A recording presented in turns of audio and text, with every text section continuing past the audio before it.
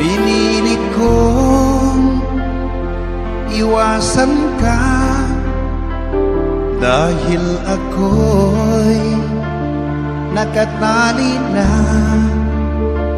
sa isang dilag na labis. Minahal ko ng tapat at hindi magbabago kailan pa man. Ngunit habang tumatagal, sa'kin lalo kang napamahal.